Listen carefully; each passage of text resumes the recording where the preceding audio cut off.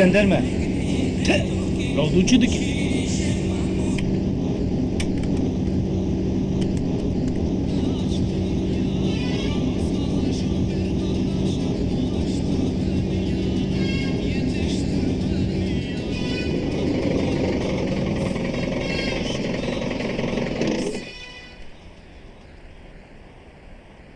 Erkekler insin, arama yapılacak. İnin.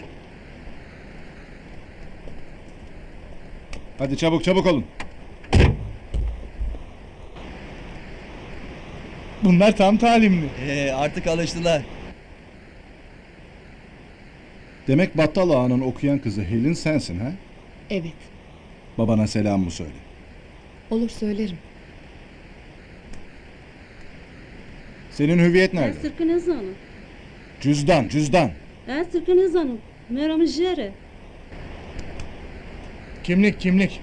Nizanım. Estirki nizanım. Hüviyet. Türkçe bilmiyorum diyor komutanım, Türkçe bilmiyorum diyor. Peki hüviyeti nerede? Kimliğe de kudanlara. Muhterede. Muhtardaymış komutanım. Sen şöyle dur. Nüfus ama muhtar eda. Muhtar ji bajare.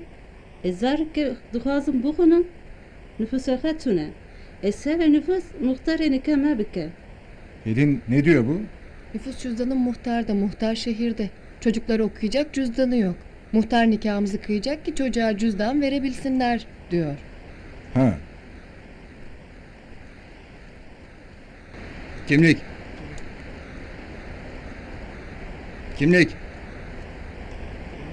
Al. Kimlik.